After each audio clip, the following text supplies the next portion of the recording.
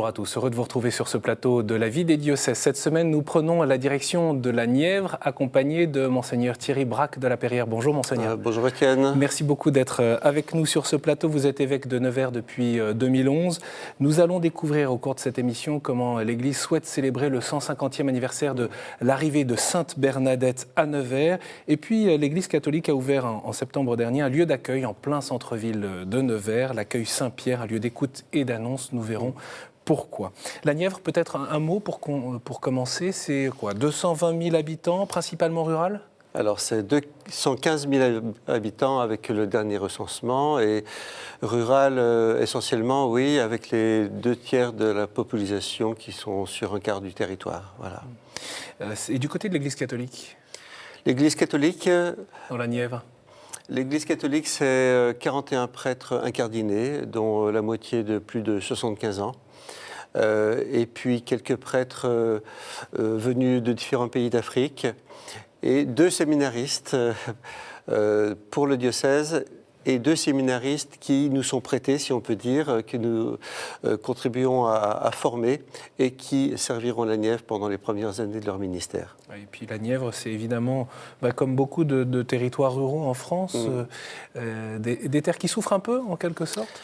Qui souffrent, oui, ça dépend des endroits. On a beaucoup parlé des éleveurs.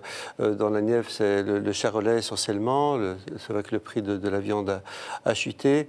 Il y a aussi le bois dans le Morvan. La Nièvre comporte 60% du Morvan et donc l'industrie du bois qui demande encore à se développer, l'agriculture et puis le tourisme aussi qui peut être un atout.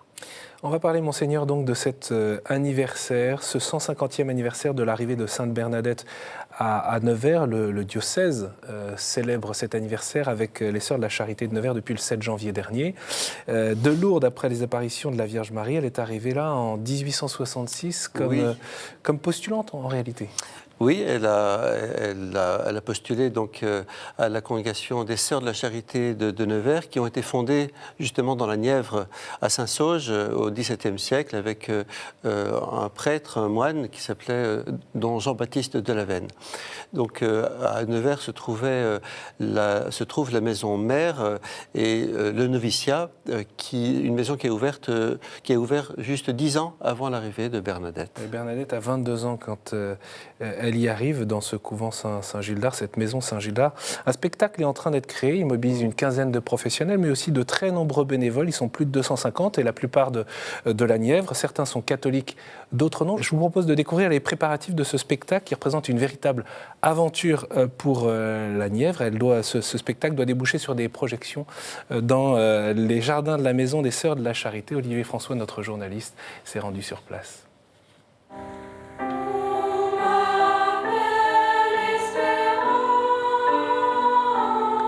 Voici l'une des musiques écrites pour le spectacle consacré à Bernadette. C'est Cyril, auteur-compositeur et originaire de Nevers, qui les a composées. Il connaissait à peine la sainte avant de se pencher sur sa vie pour des besoins d'écriture. Bernadette, c'est un personnage et il n'est pas évident de le traiter comme d'autres personnages réels ou de fiction, puisque sa vie elle-même est faite de simplicité. C'est un peu une rencontre pour moi d'avoir découvert ce personnage qui n'est rien, quelque part. C'est justement de faire un spectacle sur quelqu'un qui n'est rien, c'est pas évident. On n'a pas de feu d'artifice là pour raconter cette vie. Par contre, on a toute une richesse de narration, une richesse intérieure du personnage qui est très très intéressante et qui est un vrai challenge, en tout cas pour la partie musicale. Bernadette est une figure importante de la ville de Nevers. Tous la connaissent ou en ont entendu parler depuis leur plus tendre enfance. C'est pour cette raison que beaucoup d'entre eux ont choisi de s'impliquer dans ce spectacle organisé pour marquer les 150 ans de son arrivée à Nevers. Je serai faïencière, marchande de poules, pauvre, voilà. Techniciens, communicants ou acteurs, ils sont plus de 250 à être de l'aventure. Le spectacle retrace toute la vie de Bernadette en partant de sa naissance à Lourdes jusqu'à sa mort à Nevers. Et puis là, il y a toutes les scènes et il y a tout ce qu'ils font. Marie-Cécile Dumanoir, metteur en scène du spectacle, ne vient pas de la région. Admirative de la figure de Bernadette, elle a tout de suite accepté de mettre en scène la vie de la sainte. J'aime énormément mettre en scène des projets comme ceux-là, parce que j'invite des dizaines et des dizaines de Neversois à participer, et les gens participent avec leur petit talent. Chacun met son petit talent au service de l'œuvre commune, quels que soient les âges, quelles que soient les conditions sociales. Et c'est extraordinaire, parce que du coup, ça fait comme un puzzle. Chacun apporte ce qu'il est, apporte ce qu'il sait faire, et finalement, on fait une œuvre qui devient spectaculaire. Et puis à Nevers, les gens aiment Bernadette. C'est un peu l'héroïne de Nevers. Un spectacle qui promet déjà d'attirer les foules puisque 1600 personnes se sont déjà inscrites aux 10 représentations qui se tiendront cet été entre le 7 et le 31 juillet. Voilà, il faudra donc être au rendez-vous pour ces 10 représentations au mois de juillet, à partir du 7 juillet, Monseigneur. Oui, c'est ça. Ça correspond à la date de l'arrivée de Bernadette. Elle est arrivée le 7 juillet au soir. C'est beau de découvrir à travers ces préparatifs que, au fond, Bernadette, Sainte Bernadette, est aimée par tous ceux qui habitent Nevers. Elle a été complètement adoptée par les Neversois, les Nivernais, même si ça n'a pas toujours été facile de faire reconnaître son importance aux autorités de la ville et du département. Maintenant, ça y est, il y a même un chemin touristique qui est marqué jusqu'à l'espace Bernadette. Donc voilà, tout est conjugué pour vraiment faire de Bernadette un personnage central de Nevers. Et puis on peut voir, c'est intéressant que autour de ce grand spectacle Son et Lumière, il y a eu des partenariats, aussi des financements de soutien public. Tout à fait, parce que ce spectacle n'est pas du tout organisé par les instances catholiques, ecclésiales, ni le diocèse, ni la congrégation. Le président de l'association du spectacle Bernadette n'est pas spécialement catholique, en tout cas ne se revendique pas tel. Et finalement, ça rejoint beaucoup de personnes en dehors des cercles de l'Église. Mais en même temps, ce que je remarque, c'est que Marie-Cécile Dumanoir, qui est donc le metteur en scène, elle donne à ce spectacle toute sa dimension spirituelle et toute sa vérité, parce que Bernadette mérite quelque chose qui la mette en valeur.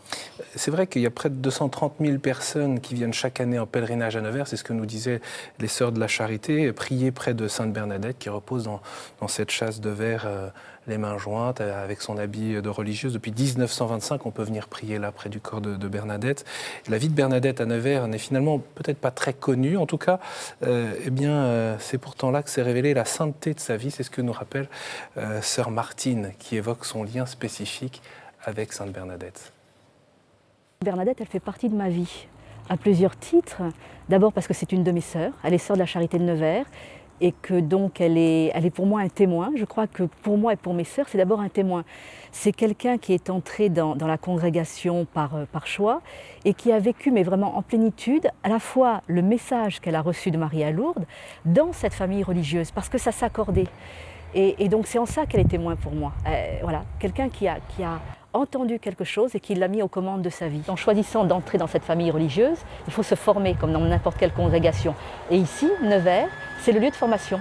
Elle a commencé son postulat à Lourdes, elle va le finir de manière très brève ici et elle rentre au noviciat. Et toutes les jeunes filles, qu'elles viennent de Valenciennes, d'Arras, de Marseille, de Bordeaux ou de Lourdes, elles viennent ici pour se former à la vie religieuse. Donc Bernadette, elle fait comme les autres, elle vient ici pour se former. Bernadette n'était ici normalement que pour 1 an ou 1 an et demi, le temps de sa formation. Et après, elle devait partir. En fait, le fait de la garder ici, ça va être uniquement pour la protéger. Le temps de rester cachée, c'était un laps de temps qui, dans sa tête, était relativement restreint, le temps du noviciat. Et après, en tant qu'infirmière, elle aurait ou soigné les gens à domicile, les aurait accueillis dans un dispensaire ou dans un hôpital. Elle ne cherche jamais à se mettre en valeur, que ce soit à Lourdes ou ici. Elle fait ce qu'elle doit faire. Quand elle est à Lourdes, elle délivre le message et puis, vous connaissez la phrase, hein, je suis chargée de le dire, je ne suis pas chargée de vous le faire croire. C'est vraiment, elle s'efface complètement derrière le message. Et ici, c'est pareil, elle a une tâche à faire, elle soigne les malades, après elle sera intense à Christine, puis vous le savez sans doute, malade elle-même, mais la fonction d'abord, et elle est vraiment une parmi les autres. Et c'est à Nevers d'ailleurs que Sainte Bernadette meurt à 35 ans, le 16 avril 1879. Au fond, qu'est-ce que nous dit cette vie de Bernadette à Nevers? On en entendait là les grandes étapes. Elle nous dit déjà le choix de Dieu pour les pauvres et les petits. Ça se retrouve pratiquement à toutes les apparitions de la Vierge Marie. On voit Marie qui se met à la portée de Bernadette. Elle a pratiquement la taille de Bernadette qui est toute petite. Et quand le sculpteur Fabiche, qui fait la statue de Lourdes, la fameuse statue, Bernadette la trouve beaucoup trop grande, beaucoup trop raide, et elle préfère de beaucoup celle qu'on vient de voir dans le reportage, la petite statue de Notre-Dame des Eaux, au couvent de Saint-Gildard, où Bernadette aimait se recueillir. Cette figure de Bernadette, c'est vraiment la figure des pauvres de cœur. La simplicité, Bernadette parle beaucoup. Et puis, c'est un message qui rappelle tellement l'Évangile. La force de Bernadette, c'est la force de la vérité qu'elle porte. Elle n'a pas besoin de subterfuges, d'artifices pour porter cette vérité. Et les gens aujourd'hui ont soif d'authenticité, de vérité. Et évidemment, Bernadette nous dit quelque chose du cœur de Marie et de Jésus. Bernadette qui elle-même, on l'a entendu, on le sait, a été malade. Alors Bernadette, elle a été malade depuis très longtemps. Elle a eu le choléra, elle avait un asthme sévère et elle a sans doute terminé avec un cancer des os. Elle a énormément souffert toute sa vie. C'est la raison pour laquelle elle n'a pas pu non plus être envoyée aller ni dans un ordre contemplatif, ce qui était sans doute sa première aspiration, le Carmel, qui aurait été un ordre trop difficile pour elle, ni aller dans une mission des Sœurs de la Charité, ce qui aurait été son souhait, parce que les sœurs sont apostoliques et Bernadette avait à cœur de se donner notamment aux pauvres et aux malades. Et au fond, peut-être que ceux qui n'ont pas cette familiarité avec Bernadette peuvent se poser la question, mais pourquoi Sainte Bernadette, à qui la Vierge Marie est apparue, et puis où à Lourdes il y a eu tant de miracles, au fond, pourquoi elle-même n'a pas été sauvée, épargnée de la maladie ? Et oui, ça c'est une question universelle. Jésus lui-même n'a pas été épargné par la souffrance, par l'abandon, par donc les souffrances morales et physiques. Et contrairement à ce que lui suggérait le démon lors des tentations du désert, où on avait revécu ça pendant le carême. Oui. Voilà, ils les porteront sur leurs mains. Eh bien non. Jésus a vécu notre condition humaine et tout le monde est invité à prendre sa croix, mais à la prendre avec foi, avec amour, avec espérance. Monseigneur, je voudrais évoquer, on a sur la table ici une très belle icône qui sert à parler du jubilé de la miséricorde, l'année sainte, et évidemment, ça a un lien avec cette année autour de Sainte Bernadette. Pour quelle raison ce lien et pourquoi le choix de cette icône ? Ça a essentiellement un lien avec l'année jubilaire de la miséricorde. Sainte Bernadette, cet anniversaire se trouve aussi pendant ce jubilé, donc on a ouvert aussi une porte jubilaire à l'Espace Bernadette, comme à l'église Saint-Pierre dans le centre-ville. Alors cette icône me parle beaucoup, elle m'a été offerte à Lyon, quand j'étais encore à Lyon, par une tertiaire dominicaine, sœur Anne Bianconi, que je remercie pour ce qu'elle a fait. Et cette icône parle beaucoup au cœur des Nivernais. Voilà, cet homme blessé qui est porté sur les épaules de Jésus, le bon berger. C'est notre humanité, c'est chacun d'entre nous qui peut s'y retrouver. C'est l'expérience spirituelle que vous souhaiteriez que les chrétiens fassent au cours de cette année jubilaire ? À la fois du côté de l'homme blessé, de se laisser porter dans la confiance, voilà, quand on n'en peut plus. On sait qu'il y a des épaules qui peuvent nous porter. Ça fait penser aussi à ce beau poème, Les pas sur le sable, vous savez, qui est connu. Mais aussi du côté de Jésus qui accepte de porter, comme le bon samaritain, l'homme blessé sur ses épaules. Monseigneur, vous avez souhaité que puisse s'ouvrir un lieu d'accueil, vous avez beaucoup encouragé en tout cas, qu'un lieu chrétien puisse accueillir tout au long de la journée les passants, les paroissiens, les chrétiens qu'ils souhaiteraient, d'ailleurs, chrétiens ou non. Et c'est ainsi que l'accueil Saint-Pierre a vu le jour dans le centre de Nevers. Il est ouvert depuis le mois de septembre. Odile Dervaux est l'une des figures marquantes déjà du lieu, elle en est la responsable, voici son témoignage. C'est un lieu où les personnes viennent se poser viennent prendre du temps, viennent se renseigner, viennent s'informer. Et tous les bénévoles qui sont ici dans cet accueil écoutent. On est sur un lieu de passage, on est en plein centre-ville. Donc ça correspond bien aux demandes des commerçants, parce que les commerçants qui sont en face de nous disent enfin on a un lieu d'accueil qui est ouvert et qui va permettre aux personnes qui en ont besoin de pouvoir venir. Beaucoup de personnes trouvaient que l'église n'était pas suffisamment accueillante. Alors de ce fait, on a dit il faut qu'on essaye de présenter un autre visage de l'église, un visage accueillant, un visage souriant, et qu'on ne soit pas là uniquement pour leur dire il faut aller à tel endroit. On trouvait que c'était important qu'ils se rendent compte que les chrétiens étaient là, disponibles pour eux. Voilà, la question et l'interpellation, l'Église pas assez accueillante? Oui, en fait,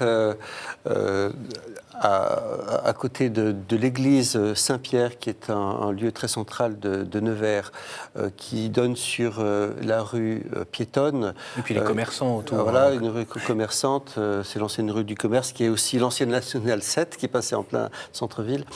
Eh bien, il y a à côté de l'église cette maisonnette qui est vraiment accolée à l'église, qui était la bibliothèque pour tous. Et j'ai trouvé dommage que ce lieu ne soit pas mieux mis en valeur, parce que du côté de l'église, nous manquons de lieux de visibilité.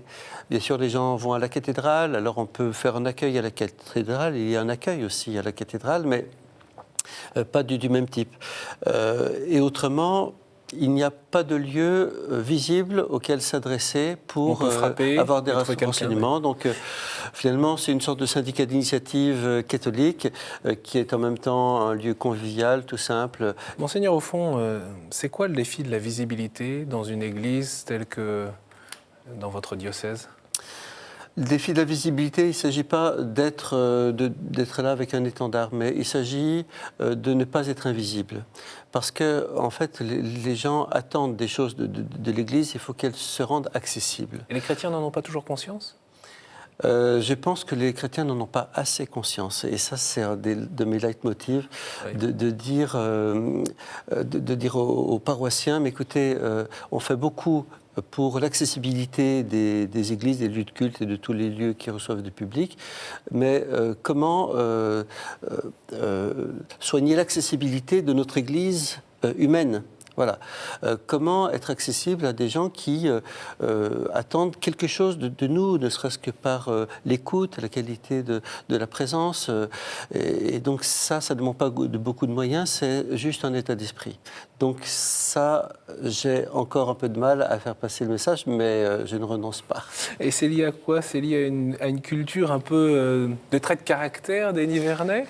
Oh, je crois que ce n'est pas seulement les Nivernais. Je pense que c'est un petit peu français par le fait que nous, catholiques, nous étions la religion majoritaire et nous avions conscience que notre Église ne faisait pas nombre avec la société.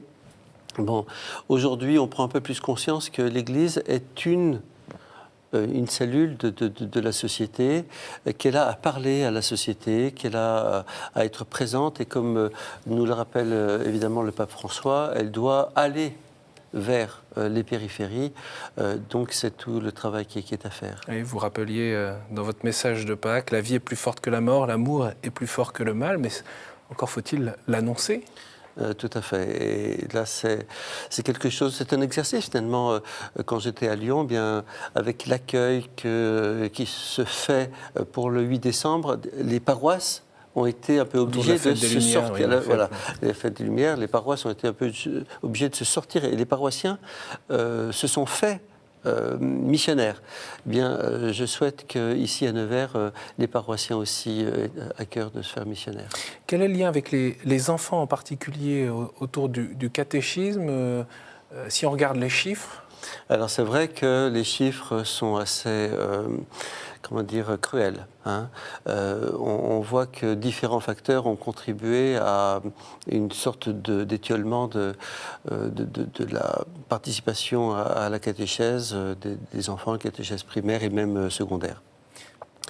Et donc, on cherche de nouvelles voies, et en particulier, c'est vrai qu'il y a cette expérience qui commence dans le Val-de-Loire avec l'espace jeune, qui est pas tout à fait un patronage, mais qui allie des activités à une catéchèse, notamment biblique. Alors justement, je vous propose de retrouver l'une des propositions de cet espace jeune pour allier, j'allais dire, l'utile à l'agréable, ou en tout cas l'essentiel à l'agréable, un atelier Bible et cuisine pour les enfants une fois par mois. Actuellement, 2 ateliers ont été constitués par cet espace jeune. Il touche plus de 25 enfants. La préparation de l'entrée au dessert permet bien sûr un échange sur le fond.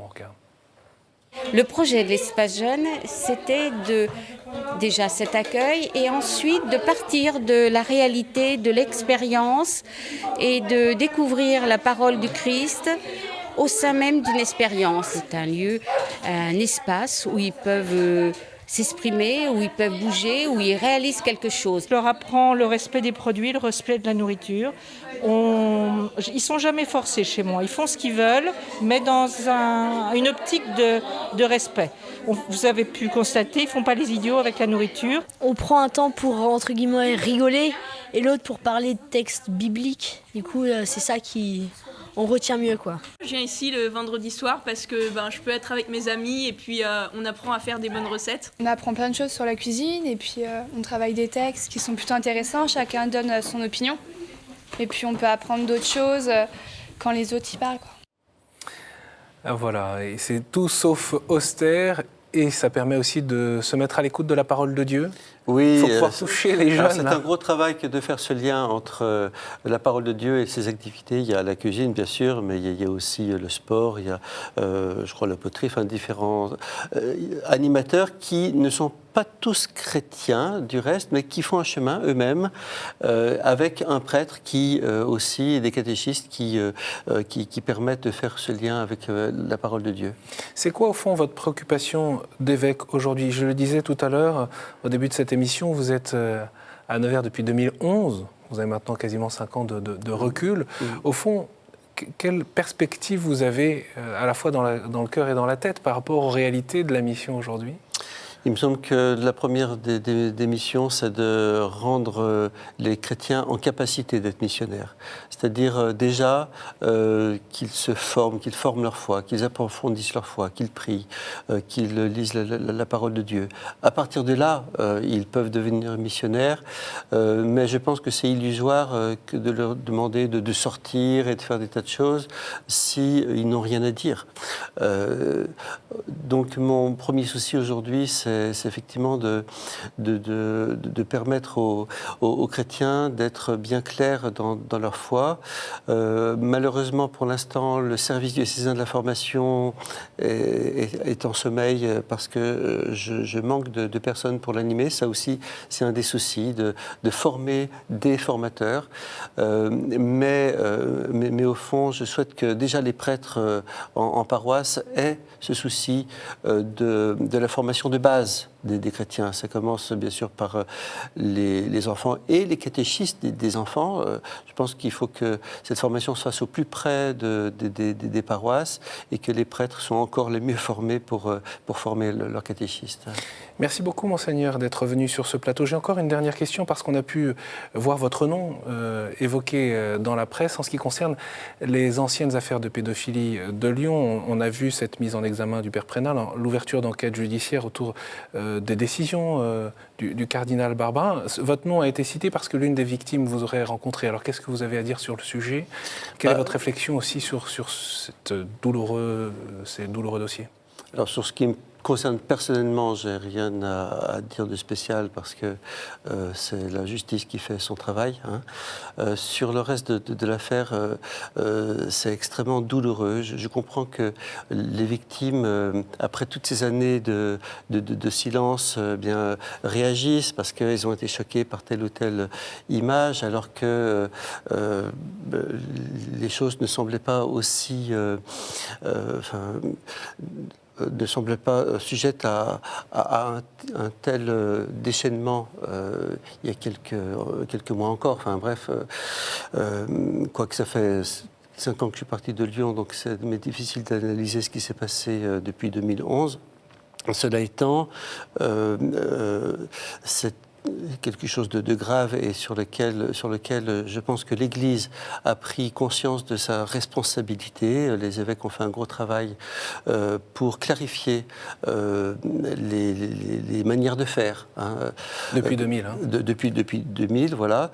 Mais de fait, cette affaire nous a fait beaucoup réfléchir. Quelle que soit la curée médiatique à laquelle on a pu assister à Lourdes, nous avons beaucoup réfléchi sur ce qui doit être fait dans ces situations, et notamment par rapport à des cas très anciens. Donc voilà, on est prêt à des remises en question, mais en tout cas, pour ce qui est de cette affaire-là, elle est entre les mains de la justice. Merci beaucoup, Monseigneur Braque de la Perrière, d'avoir accepté notre invitation et d'être venu sur ce plateau. Bien sûr, pour ceux qui veulent en savoir plus autour de ce 150e anniversaire de l'arrivée de Bernadette à Nevers, et puis l'ensemble des événements, ou encore les dates du spectacle, n'hésitez pas à vous rendre sur le site internet du diocèse. Bien sûr, vous retrouvez cette émission sur le site de KTO. Vous pouvez la partager sur les réseaux sociaux. Merci beaucoup pour votre fidélité et à la semaine prochaine.